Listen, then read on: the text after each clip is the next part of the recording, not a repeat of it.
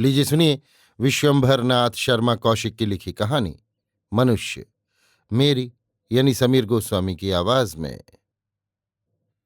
Burma से आसाम आने वाली सड़क पर शरणार्थियों के झुंड चले आ रहे थे।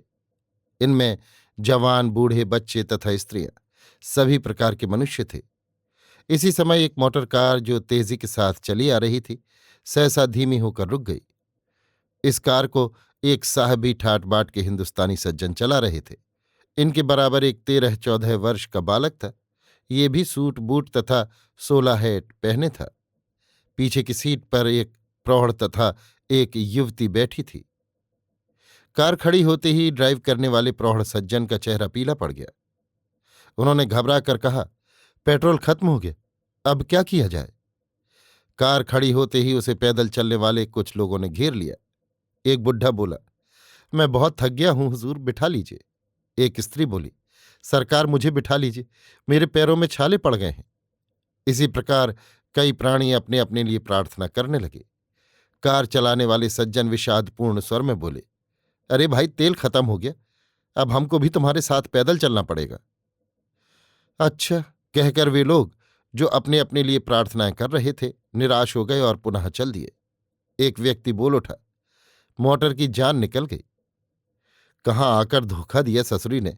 एक दूसरे ने कहा, अजी ये भी कोई सवारी है, इस वक्त घोड़ा गाड़ी होती तो काम देती, घोड़ा मरते मरते भी ठिकाने तक तो पहुंचा ही देता। तीसरा बोला। कार के स्वामी कार से उतरे। उनके चेहरे पर बड़ी घबराहट थी। उन्होंने स्त्रियों से कहा, उतरो, अब पैदल चलना पड़ेगा। स्त्रियां अत्यंत भयभीत थीं। दोनों उतरी।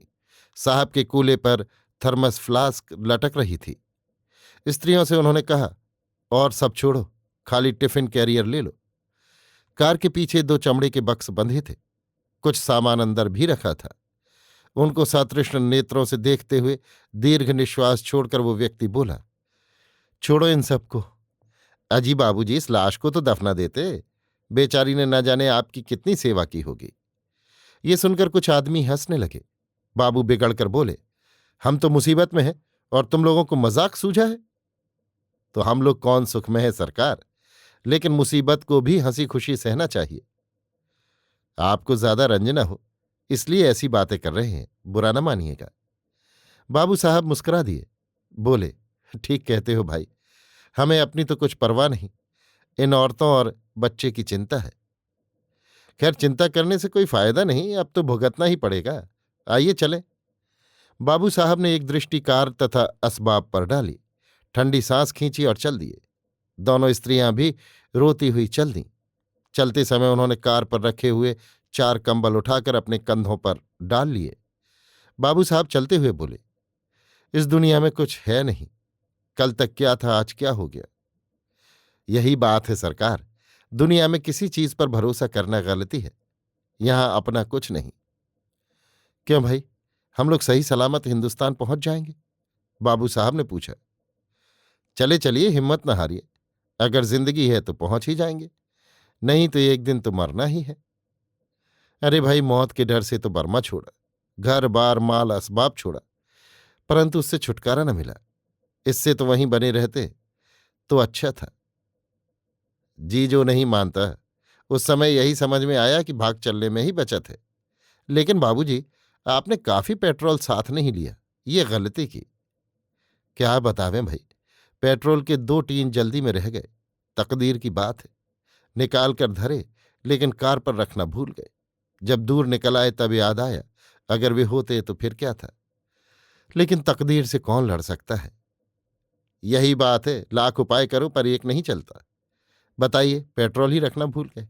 वाह रे भाग्य। तुम बर्मा में क्या करते थे? बाबू साहब ने उस व्यक्ति से पूछा। नौकरी। बाबू साहब ने इस व्यक्ति को गौर से देखा। ये व्यक्ति गरीब मालूम होता था, परंतु हृष्ट पुष्ट तथा बलवान था।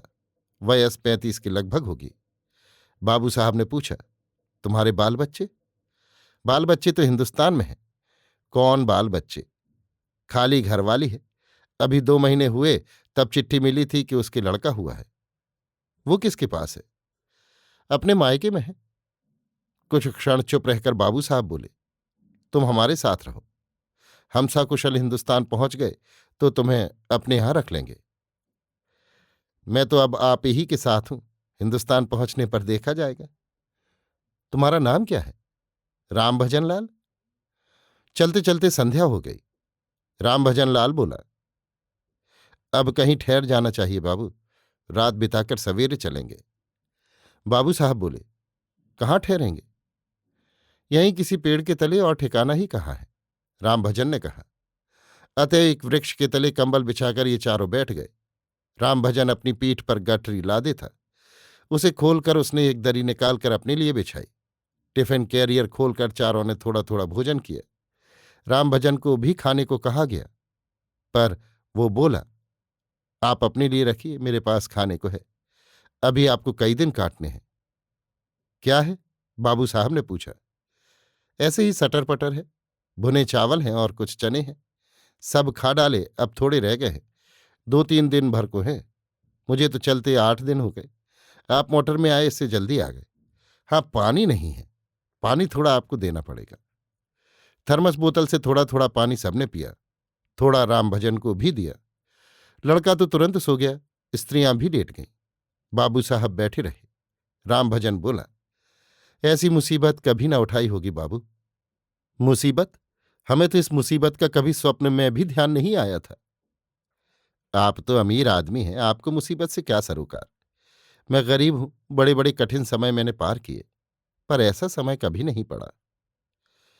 क्या बतावें, इससे तो वहीं बने रहते तो अच्छा था, जो होता देखा जाता। मरते भी तो आराम से तो मरते। अब सोचता हूं कि भाग कर आना गलत हुआ। जैसी होनी होती है वैसी ही बुद्धि भी हो जाती है। लेकिन मोटर होने के कारण समझे थे कि निकल जाएंगे, सो मोटर ही दगा दे गई। आपने ठीक सोचा था, तेल होता तो आप आराम से चले जाते। इसी प्रकार ये लोग बातें कर रहे थे। रात में कभी कुछ देर को सो जाते, कभी उठकर बैठ जाते। इस प्रकार वो रात पार हुई। सबेरे उठकर फिर चले। चलते चलते प्यास लगती तो गला सींच लेते। बोतल का पानी समाप्त हो रहा था। बाबू साहब बोले, पानी समाप्त हो जाएगा तब क्या होगा? राम भजन बोला, जो भगवान की इच्छा होगी। रास्ते में कहीं पानी मिला तो ठीक है, पानी तो इधर उधर कहीं अवश्य होगा, पर अपने को मालूम जो नहीं है, यही तो मुश्किल है। दोपहर तक पानी समाप्त हो गया। दोपहर को ये लोग पुनः ठहर गए और 2 घंटे आराम करके फिर चले। बाबू साहब बोले, बिना पानी के तो बेमौत मर जाएंगे, खाना चाहे 2 रोज न मिले। इस प्रकार बातें करते हुए जा रहे थे कि एक स्थान पर 4 देहाती बर्मी दिखाई पड़े। ये लोग एक पानी के चश्मे पर पहरा दे रहे थे। चारों के पास तलवारें थीं। राम भजन बोला, पानी तो है, परंतु ये साले पहरा लगाए हैं। इसी समय कुछ अन्य लोग जो इन लोगों के साथ साथ चल रहे थे, पानी लेने के लिए उधर गए। बर्मियों ने तलवारों से उन्हें धमकाया और रुपए मांगने लगे। कुछ ने रुपए देकर पानी पिया। कुछ लोग लोटा लिए हुए थे, उन्होंने लोटे भरने चाहे तो बर्मियों ने उसके लिए भी रुपए मांगे। बाबू साहब बोले, भाई पानी तो लेना चाहिए।